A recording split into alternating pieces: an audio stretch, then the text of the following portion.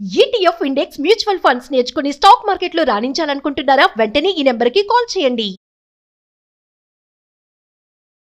నమస్తే రమ్మగారు. నమస్తే జయ. రమ్మగారు, మనము గుణశర్మ కథ చెప్పుకుంటూ ఉన్నాం. ఫస్ట్ సిరీస్ అయ్యింది. ఆవిడ వరించింది ఆయన్ని. వరించిందనాలో ఇంకేం చెప్పాలో వరించింది అనకూడదు, భర్తగా అయితే వరిస్తారు. దీన్ని కామించటం అంట. అదే నేను అనలేకపోయాను రమ్మగారు. ఈ రాజుగారు మహాసేనుడు ఓ రోజు ఎక్కడికో దీనికి వెళ్తూ, ఈతకి వెళ్తూ గుణశర్మను కూడా తీసుకెళ్ళాడు. అంటే నదికి వెళ్ళి స్నానం చేసి వస్తారనమాట. ఏవో ఉంటాయి కదా కార్యక్రమాలు. అయితే ఏమైంది, నదిలోకి దిగాడు మహాసేనుడు. గుణశర్మ ఆల్రెడీ స్నానం చేసి సంధ్యావందనం చేసుకుంటున్నాడు. రాజు కొంచెం ఈత కొట్టగలిగిన వాడు. ఈత సరదా ఉంది, ఆయనకి ఎక్సర్సైజ్ అవసరం కదా. గుణశర్మకి అంత ఎక్సర్సైజులు అవి అవసరం ఉన్నాయేమో, కానీ అతను ఇక్కడ చెయ్యాల. ఈయన లోపలికి వెళ్ళాడు. ఇంతలో ఏమైంది, ఒక మొసలి పట్టేసింది రాజుని. అయ్యో, కాలు పట్టేసింది. ఆయన శత విధాల ప్రయత్నం చేశాడు. ఎంత లాగిన బలవంతుడు ఆయన, ఏమి చిన్నవాడు కాదు హసేనుడు కూడా. ఎంత లాగినా ఆ మొసలి వదల్ల. ఆయన గట్టు మీదకి వస్తున్నాడు, లోపలికి వెళ్ళిపోతున్నాడు, వస్తున్నాడు వెళ్ళిపోతున్నాడు. ఈ సందట్లో మొసలి కాలు పట్టుకుంటే ఎంత నెత్తురు పోతుంది. శక్తి చాలా కేకలు పెట్టాడు, శర్మ శర్మ నన్ను రక్షించను. గుణశర్మని పిలిచాడు. గుణశర్మ నన్ను రక్షించమంటే ఆ ఎక్కడో సంధ్యావందనం చేసుకుని పరిగెత్తుకుంటూ వచ్చాడు. ఆయన దీని ఒక పిడి బాకు ఉందట ఆయన దగ్గర. ఆ బాకుతోటి నీళ్ళల్లో దూకి ఈ మొసలిని పదే పదే పొడిచి అది నోరు వదిలేలాగా చేశాడు. మొసలిని సంహరించి ఈ కాలు బాగా గాయపడిన కాలుతోటి రాజు నెత్తురు పోతుంది, రక్తం పోతుండేసరికి నీరసం వచ్చేస్తుంది. రాజును మోసుకొచ్చాడు బయటికి. దూరంగా సైనికులు వాళ్ళు, రాజుగారు హాయిగా ఈతలు కొడుతుంటే వాళ్ళు ఎవరి నుంచి ఉంటారు, గట్ల మీద ఉన్న వాళ్ళంతా పరిగెత్తుకొచ్చారు. సరే, ఒకళ్ళిద్దరు మూలికా వైద్యులు ఎవరినో కేకేసుకొచ్చి ఈ నెత్తురు వస్తున్న కాలికి కట్టుకట్టి రాజును చెయ్యని దించి తీసుకుపోయారు లోపలికి. కోటలోకి వెళ్ళిపోయారు. రాజు అన్నాడు, ఇది నువ్వు ఎన్నిసార్లు రక్షించావు నన్ను, ఇట్లా కూడా నువ్వు నా ప్రాణాలు కాపాడేవు అని ఎంతో సంతోషంగా ఉండేవాడు. రాణిగారు మాత్రం తన ప్రయత్నాలు మానల. గుణశర్మ జాగ్రత్తగా అంతఃపురం వైపుకి వెళ్ళకుండా ఉండేవాడు. ఇంతలో ఏమైంది, వీళ్ళు ఒక రాజుతోటి యుద్ధం వచ్చింది, అతను వచ్చాడు. కానీ మన గుణశర్మే రాజుకి భగవంతుడు దేవదూతలాగా మాట్లాడి ఆయనతో సంధి చేయించి పంపించేశాడు కదా విక్రమశక్తి అతను. ఆ విక్రమశక్తి మీద ఈ మహాసేనుడికి మహామంటగా ఉంది. తనంతట తను మన మీద యుద్ధానికి వచ్చాడు, వాడే సంధి చేసుకున్నాడు. కానీ వాడిని జయించాలి మనం. ఏదో భగవంతుడి సహాయంతో ఈ కథ ముగిసిపోయింది అని అనుకోవడానికి వీల్లేదు. అది ఎందుకు జరిగింది, గుణశర్మ వల్ల జరిగింది. అలా కాకుండా మన శక్తి వాడు తెలుసుకోవాలి. ఆ విక్రమశక్తి అన్న రాజ్యం వాడు అని చెప్పి ఎలాగైనా అతన్ని జయించాలన్న పట్టుదల పట్టింది ఆయనకి.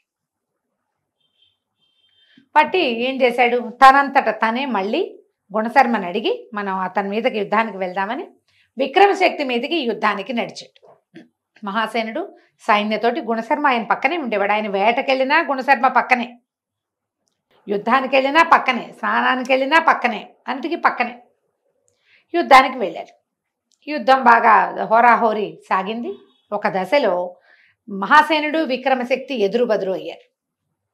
బాణాలు వదిలేసి కత్తి కటారు పుచ్చుకుని ఒకళ్ళతో ఒకళ్ళు ద్వంద్వ యుద్ధం చేయటం మొదలుపెట్టారు. ఈ ద్వంద్వం జరిగినంతసేపు బాగా జరిగింది. మహాసేనుడిదే పైచేయిగా ఉంది. ఆయన ఉత్సాహవంతుడు బాగా. కాకపోతే ఒకసారి ఏమైంది, ఆ మధ్యలో కాలు బెసికిపోయింది. కాలు బెసికేసరికల్లా ఈ బెసికిన కాలుతోటి మహాసేనుడు కింద పడిపోయాడు. పడిపోగానే విక్రమశక్తి అప్పటిదాకా ఓడిపోయేలాగా కనపడుతున్నాడు. ద్వంద్వ యుద్ధం చేస్తుంటే మిగిలిన వాళ్ళు కల్పించుకోరు, చుట్టూ తను నిలబడి చూస్తారు. ఆయన సైన్యము చూస్తుంది, వీళ్ళ సైన్యము చూస్తుంది. గుణశర్మ కూడా పక్కనే నిలబడి చూస్తున్నాడు. ఎప్పుడైతే మహాసేనుడు కింద పడిపోయాడో ఆ విక్రమశక్తి ఏం చేశాడు, కాలు పెట్టాడు రాజు మీద. కాలు పెట్టి కుత్తుక్కి మెడకి కత్తానించాడు.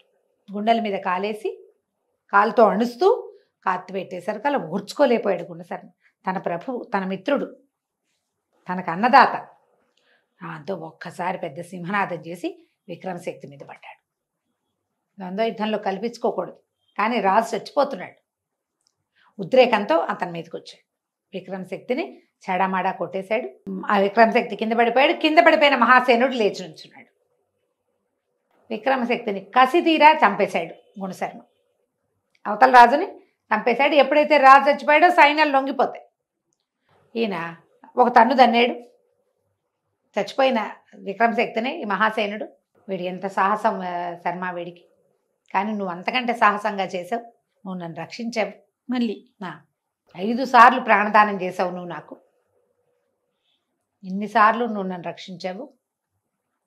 నీలాంటి స్నేహితుడు ఉండటమే నా అదృష్టం అంటే గుణశర్మ అన్నాడు, దాని ప్రభు అంత మాట అనద్దు, మీరు మన మిత్రులం, మీరు మా ప్రభువు, నా అన్నదాత.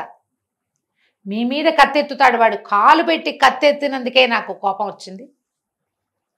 నేనుండగా నా ప్రభువు మీద ఇంకొకడు కత్తె అంచటమా? అందుకని ఇతన్ని నిజానికి ఆయన రాజుకు సాటివాడు కాదు, ఈ పని చేయకూడదు. కానీ ద్వంద్వ యుద్ధంలో ఇలా జరిగింది.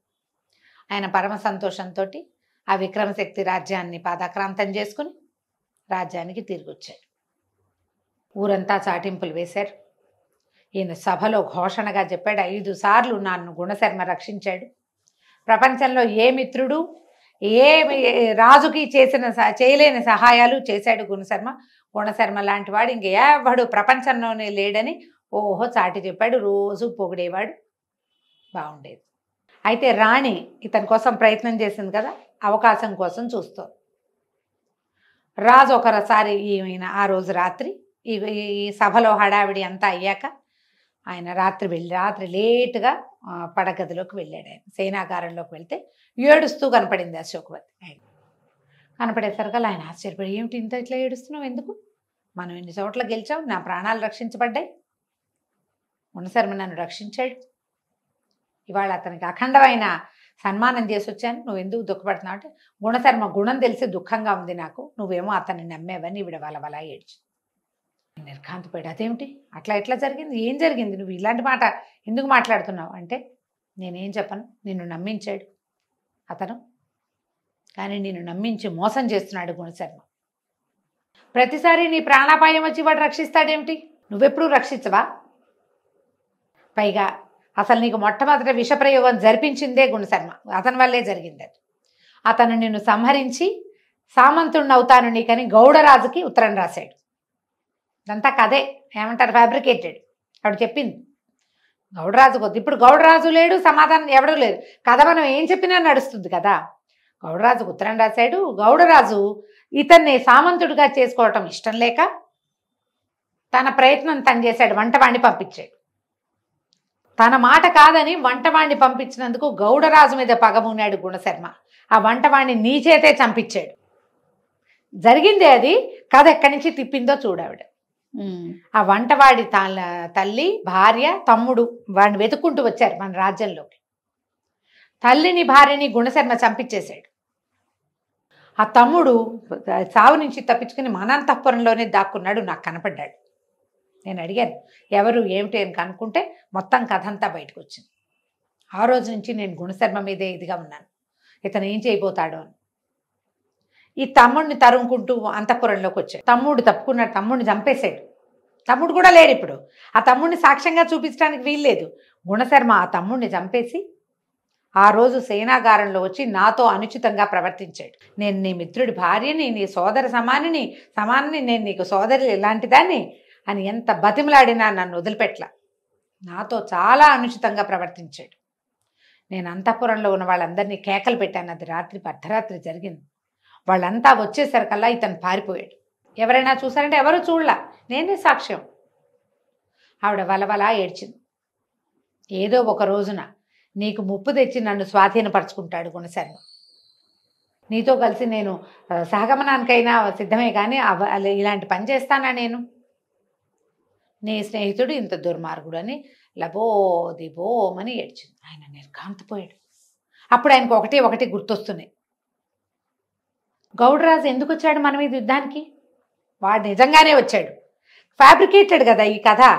దాంతో ఓహో ఇది అయి ఉంటుంది, గుణశర్మే పిలిచుంటాడు, అందుకే వచ్చాడు వాడు.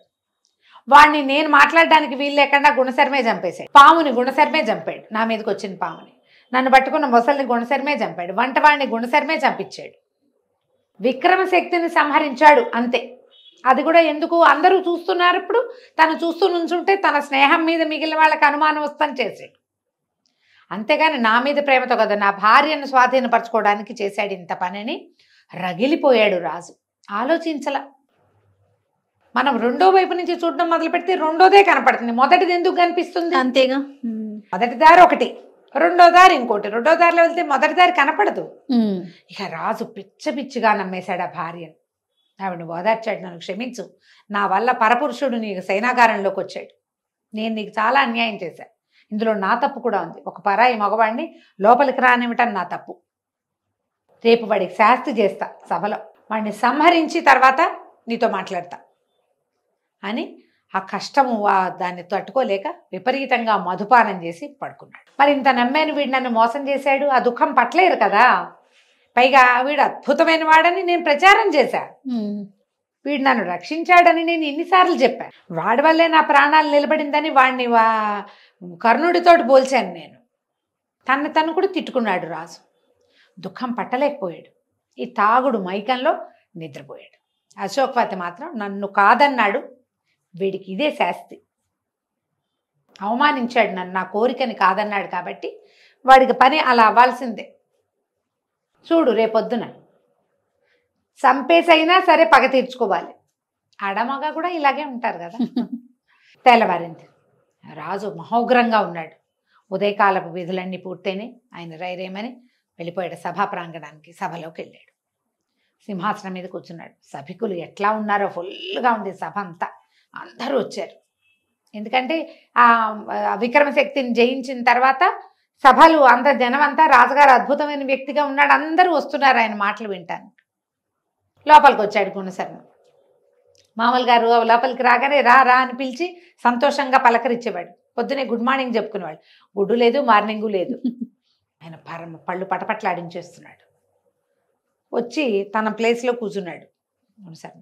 రాజు పరిగెత్తుకుంటూ వెళ్ళి సింహాసనం దిగేశాడు. ఆ గుణశర్మని పట్టుకొని నేల మీద పడదోసి అతని గుండెల మీద కూర్చున్నాడు. సభికులు ఆశ్చర్యపోయారు. ఏమైంది రాజుకి? నిన్నటిదాకా మెచ్చుకున్నాడే, ఒక పూటలో ఎట్లా తీరిపోయింది ఇది?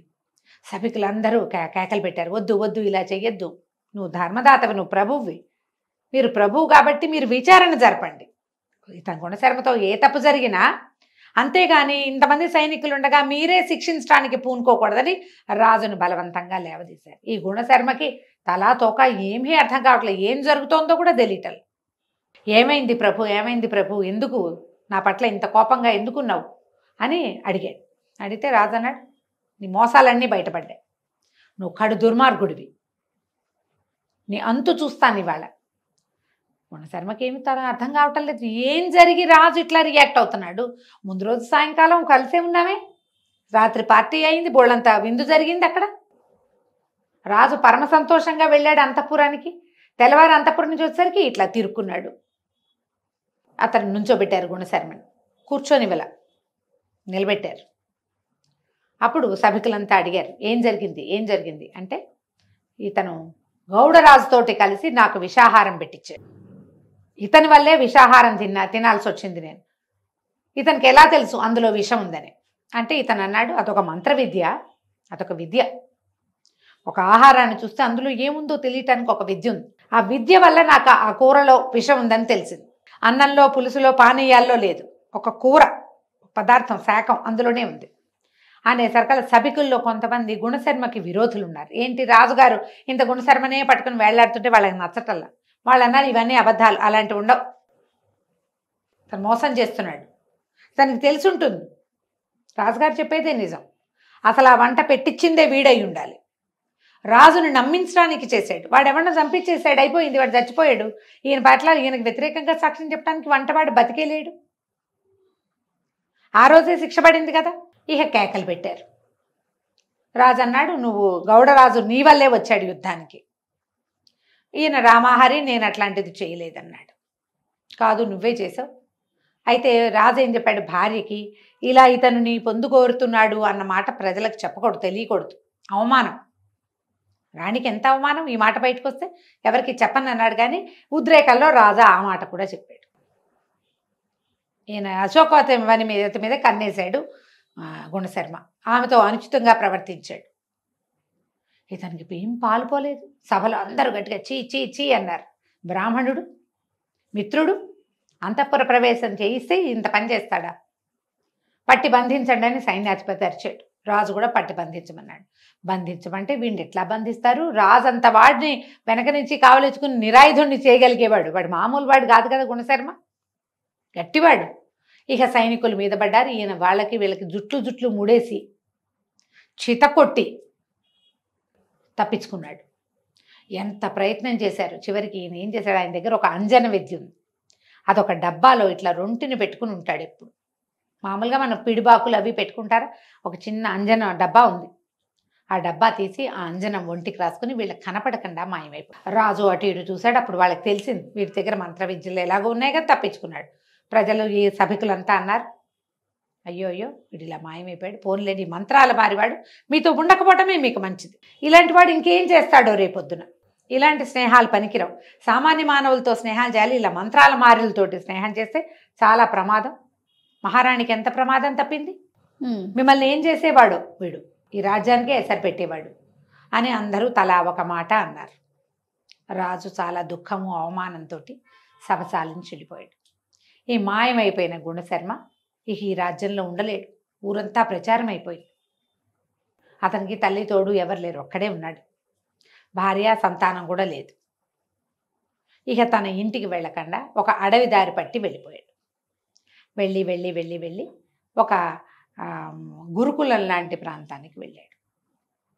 ఆయన ఎవరో ఒక ఆయన కూర్చుని అందరికీ విద్యలు చదువు చెప్పుకుంటున్నాడు.